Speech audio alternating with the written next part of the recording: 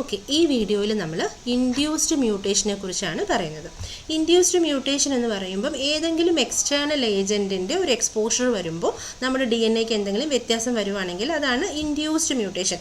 മറ്റുള്ളതൊക്കെ എങ്ങനെയായിരിക്കും? നാച്ചുറൽ ആയിട്ടുള്ള മ്യൂട്ടേഷൻ ആയിരിക്കും, നമുക്ക് അൺനോൺ ആയിട്ടുള്ള റീസൺസ് കൊണ്ടൊക്കെ ആയിരിക്കാം. ഓക്കെ, ഇപ്പോൾ ഇതിൽ ആദ്യമായിട്ട് ഇങ്ങനെ ഒരു മ്യൂട്ടേഷൻ ഇൻഡ്യൂസ് ചെയ്തത് H.J. മ്യുള്ളറാണ്.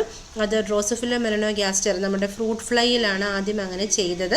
അപ്പോൾ അവിടെ വന്നത് എക്സ്റേ യൂസ് ചെയ്തിട്ടാണ്. എക്സ്റേ ആണ് അവിടെ മ്യൂട്ടേഷനെ ഇൻഡ്യൂസ് ചെയ്യാൻ വേണ്ടി യൂസ് ചെയ്തത്. പിന്നെ നമ്മുടെ പ്ലാന്റ് ബ്രീഡേഴ്സ് ഒക്കെ ഇല്ലേ, അവരും ഇതുപോലെ വീറ്റ്, ബാർലി, ഓട്സ്, ടൊമാറ്റോസ് ഒക്കെ ഇതുപോലെ ഇൻഡ്യൂസ് ചെയ്തിട്ടുണ്ടാക്കാറുണ്ട്. പിന്നെ പെൻസിലിൻ പ്രൊഡക്ഷൻ ആണെങ്കിലും മ്യൂട്ടേഷൻ ഇൻഡ്യൂസ് ചെയ്തിട്ടാണ്. ഫംഗസ് ആണ്, അതല്ലെന്നുണ്ടെങ്കിൽ ഈസ്റ്റ്, ഇങ്ങനെയുള്ള മൈക്രോ ഓർഗാനിസങ്ങളെ വെച്ചിട്ടാണ് നമ്മൾ പെൻസിലിൻ പ്രൊഡക്ഷനൊക്കെ ചെയ്യുന്നത്. അപ്പോൾ അവിടെയും നമ്മൾ ഇൻഡ്യൂസ്ഡ് മ്യൂട്ടേഷൻ്റെ ഒരു പ്രാക്ടിക്കൽ ആപ്ലിക്കേഷൻ നടക്കുന്നുണ്ട്. ഇനി ഏതൊരു ഏജൻ്റ് ആണോ ഈ പറയുന്ന മ്യൂട്ടേഷന് കാരണമാവുന്നത് അതിനെ നമ്മൾ ഒന്നുകിൽ മ്യൂട്ടജൻ എന്ന് പറയും, അല്ലെങ്കിൽ മ്യൂട്ടാജനിക് ഏജൻസ് എന്ന് പറയും. അത് നമ്മൾക്കിപ്പം രണ്ട് രീതിയിൽ പറയാം. ഏതെങ്കിലും ഒരു എക്സ്റ്റേണൽ ഏജൻറ്റ് ഒരു എൻവയോൺമെൻറ്റൽ ഏജൻറ്റ് ആയിരിക്കും അത് മ്യൂട്ടേഷൻ ഇൻഡ്യൂസ് ചെയ്യുന്നുണ്ട് എങ്കിൽ അത് രണ്ട് രീതിയിലാവാം. ഒന്നുകിൽ അത് ഫിസിക്കൽ മ്യൂട്ടജൻസ് ആവാം, അല്ലെങ്കിൽ അത് കെമിക്കൽ മ്യൂട്ടജൻസ് ആവാം. ഫിസിക്കൽ മ്യൂട്ടജൻസ് എന്ന് പറഞ്ഞാൽ ഹൈ എനർജി അയണൈസിങ് റേഡിയേഷൻസും ലോ എനർജി നോൺ അയണൈസിങ് റേഡിയേഷൻസും ആവാം. അപ്പോൾ ഫിസിക്കൽ മ്യൂട്ടജൻസ് എന്ന് പറയുന്നത് രണ്ട് രീതിയിലാണ്. അവിടെ അയണൈസിങ് റേഡിയേഷൻ എന്ന് പറയുന്നത് ഷോർട്ടർ വേവ് ലെങ്ത് ആണ്, പക്ഷേ സ്ട്രോങ്ങർ എനർജി ആയിരിക്കും. അവർക്ക് സെൽസിനൊക്കെ പെനിട്രേറ്റ് ചെയ്ത് അകത്തേക്ക് കയറാനുള്ള കഴിവുണ്ട്. നമ്മുടെ സെല്ലിൻ്റെ അകത്തൊക്കെ ഇരിക്കുന്ന ആറ്റമായിട്ടൊക്കെ കൊളൈഡ് ചെയ്യും. അപ്പോൾ അങ്ങനെ കൊളൈഡ് ചെയ്ത് കഴിഞ്ഞിട്ടുണ്ടെങ്കിൽ ഫർദർ ഇലക്ട്രോൺസ് അവിടെ നിന്ന് റിലീസാവും. അത് പിന്നീട് ഫ്രീ റാഡിക്കൽസിൻ്റെ ഫോർമേഷനിലേക്ക് നയിക്കും. അത് പിന്നീട് വീണ്ടും മറ്റുള്ള അയോൺസുമായിട്ടൊക്കെ കൊളൈഡ് ചെയ്തിട്ട് പിന്നെയും ഈ പറഞ്ഞ പോലത്തെ ഇലക്ട്രോൺസ് റിലീസ് ചെയ്യും. അപ്പോൾ അതൊരു ചെയിനായിട്ട് ഇങ്ങനെ കണ്ടിന്യൂസ് ആയിട്ട് ആ ഒരു പ്രശ്നം സംഭവിച്ചുകൊണ്ടിരിക്കും. അപ്പോൾ അതിന് എക്സാമ്പിളാണ് നമുക്ക് X rays, alpha, beta and gamma rays from the radioactive cobalt 90 radium, ഇതുപോലെയുള്ളതൊക്കെ അയണൈസിങ് റേഡിയേഷൻസിന് എക്സാമ്പിളാണ്. അപ്പോൾ എന്താണ് റിസൾട്ട് എന്ന് പറയുമ്പോൾ damage in the DNA that lead to the chromosomal structural aberrations ആണ് കേട്ടോ.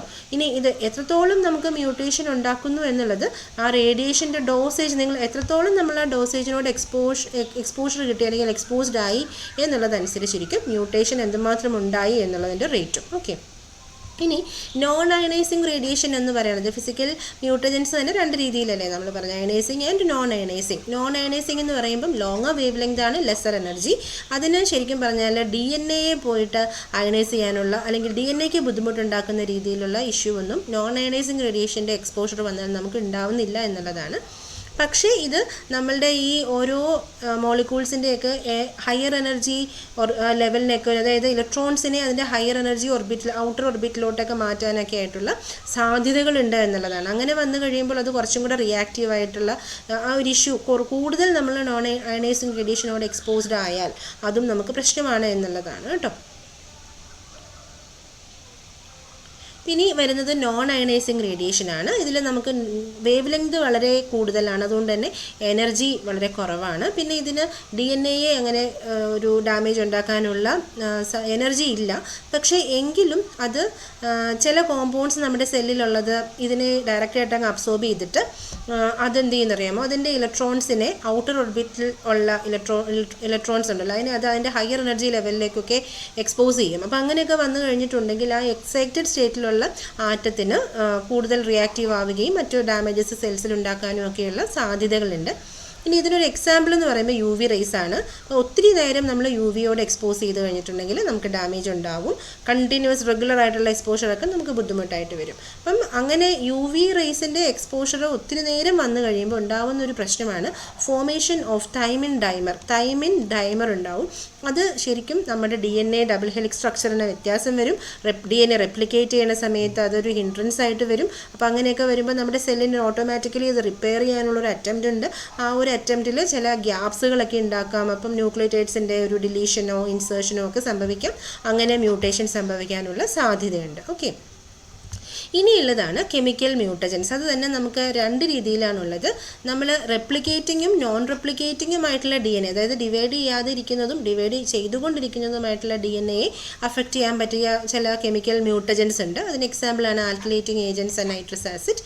അതുപോലെ തന്നെ ചില കെമിക്കൽ മ്യൂട്ടജൻസ് എന്ന് പറയുന്നത് that can only affect the replicating DNA, അങ്ങനത്തെ കേസസ് ആണ്. അപ്പോൾ അതിന് എക്സാമ്പിളായിട്ട് അക്രിഡിൻ ഓറഞ്ച് ഡൈസ് ഉണ്ട്. അത് മോളിക്കുലർ ബയോളജി എക്സ്പെരിമെൻറ്റ്സിലൊക്കെ യൂസ് ചെയ്യുന്നതാണ്. അതുപോലെ ബേസ് അനലോഗ്സിൻ്റെ പ്രസൻസ് ഒക്കെ. അപ്പോൾ അതെല്ലാം നമുക്ക് കെമിക്കൽ മ്യൂട്ടജൻസിൻ്റെ കേസസിൽ എക്സ്പ്ലെയിൻ ചെയ്യാവുന്നതാണ്. ഇനി ആൽക്കലൈറ്റിംഗ് ഏജൻസ് കൊണ്ടുണ്ടാവുന്ന പ്രശ്നം എങ്ങനെയാണെന്ന് വെച്ചിട്ടുണ്ടെങ്കിൽ നമുക്കതിന് എക്സാമ്പിൾ പറയാം. നൈട്രജൻ ആൻഡ് സൾഫർ മസ്റ്റാർഡ്സ്, അതല്ലെങ്കിൽ മീഥൈൻ സൾഫോണേറ്റ് അതായത് MMS, or ethyl methane sulphonate അതായത് EMS. ഇങ്ങനെയുള്ള ചില ആൽക്കലൈറ്റിംഗ് ഏജൻസിന് DNA ഡയറക്റ്റ് റിയാക്ട് ചെയ്തിട്ട് അത് DNA-ലോട്ട് ഇപ്പം ഈഥൈൽ മീഥൈൻ സൾഫോണേറ്റ് ആണെങ്കിൽ ഈഥൈൽ ഗ്രൂപ്പും മീഥൈൽ മീഥൈൻ സൾഫോണേറ്റ് ആണെങ്കിൽ മീഥൈൽ ഗ്രൂപ്പും നമ്മളുടെ DNA-യിലുള്ള ബേസസിലേക്ക് ആഡ് ചെയ്ത് കൊടുക്കും. അങ്ങനെ വന്നു കഴിയുമ്പം ബേസ് പെയറിങ്ങിൻ്റെ ഒരു ഇഷ്യൂസ് വരും. അവിടെ നമുക്ക് മ്യൂട്ടേഷൻ സംഭവിക്കും എന്നുള്ളതാണ്. ട്രാൻസിഷൻ മ്യൂട്ടേഷനൊക്കെ സംഭവിക്കും. ഇനി ഹൈഡ്രോക്സിലേറ്റിംഗ് ഏജൻസ് ഉണ്ട്. അതായത് ഹൈഡ്രോക്സിലമീൻ പോലെയുള്ളത് പറയുന്ന പോലെ നമ്മുടെ സൈറ്റോസിൻ എന്ന് പറയുന്ന അമിനോ ആസിഡിലേക്ക് ഹൈഡ്രോക്സിൽ ഗ്രൂപ്പ് ചേർത്ത് കൊടുക്കും. അപ്പോൾ അങ്ങനെ വരുമ്പോൾ അവിടെ ടോട്ടോമെറിക് ഷിഫ്റ്റ് നടക്കും. അപ്പോൾ അങ്ങനെ വന്നു കഴിഞ്ഞാൽ ആ സൈറ്റോസിന് പിന്നെ ഗ്വാനിനുമായിട്ട് ബൈൻഡ് ചെയ്യാൻ പറ്റത്തില്ല, പകരം അത് അഡിനിനുമായിട്ട് ബൈൻഡ് ചെയ്യത്തുള്ളൂ. അപ്പം നമുക്ക് GC വേണ്ടടുത്ത് പിന്നീട് AT വരുന്ന അവസ്ഥയൊക്കെ ഉണ്ടാകും. അത് ടോട്ടോമെറിക് ഷിഫ്റ്റ് എന്നുള്ള രീതിയിൽ പറയാം. പിന്നെ ഡീഅമിനേഷൻ ബൈ നൈട്രസ് ആസിഡ് നമ്മളിതിന് മുമ്പ് ഒരു വീഡിയോയിലും ഇതുപോലെ ഈ ഒരു കേസ് എക്സ്പ്ലെയിൻ ചെയ്തിട്ടുള്ളതാണ്. അതായത് NH2 ഗ്രൂപ്പ് റീപ്ലേസ് ചെയ്ത് പോയി കഴിയുമ്പോൾ നൈട്രസ് ആസിഡിൻ്റെ പ്രസൻസിൽ അതൊരു ഡീഅമിനേറ്റിംഗ് ഏജൻ്റ് ആണ്. നമ്മുടെ അഡിനിൻ ഡീഅമിനേറ്റ് ചെയ്തിട്ട് ഹൈപ്പോസാൻഡിനായി മാറും. ആ ഒരു കേസിൽ നമ്മൾക്ക് വരേണ്ട AT എന്ന് പറയുന്നത് റീപ്ലേസ് ചെയ്തിട്ട് GC ആയി മാറുന്നു എന്നുള്ളത്. അതിൻ്റെ ഡീറ്റെയിൽ എക്സ്പ്ലനേഷൻ ജീൻ മ്യൂട്ടേഷൻ എന്ന് പറയുന്ന വീഡിയോയിലുണ്ട്. അപ്പോൾ ആ രീതിയിൽ deamination in the presence of nitrous acid അതും ഒരു ഇഷ്യൂ ആയിട്ട് നമുക്ക് പറയാവുന്നതാണ്.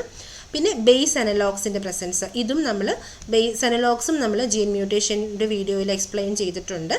നമ്മുടെ തൈമിനെ പോലെ തന്നെ ഇരിക്കുന്ന അതിൻ്റെ സ്ട്രക്ചറൽ അനലോഗാണ് 5-ബ്രോമോ യുറാസിൽ. അപ്പം തൈമിന് പകരം അഡിനിൻ 5-ബ്രോമോ യുറാസിലുമായിട്ട് ബൈൻഡ് ചെയ്യാം. അപ്പോഴും നമുക്ക് ATക്ക് പകരം GC ആയിരിക്കും അവിടെ റിസൾട്ടായിട്ട് വരിക. അപ്പോൾ അതനുസരിച്ചിട്ട് അമിനോ ആസിഡിൻ്റെ വ്യത്യാസം വരും, പ്രോട്ടീനുള്ള അബ്നോർമാലിറ്റിയും വരുന്നു. ഓക്കെ, ഇത്രയാണ് നമ്മൾ ഇൻഡ്യൂസ്ഡ് മ്യൂട്ടേഷൻ എന്നുള്ളൊരു ഭാഗത്തെക്കുറിച്ച് എക്സ്പ്ലെയിൻ ചെയ്യുന്നത്.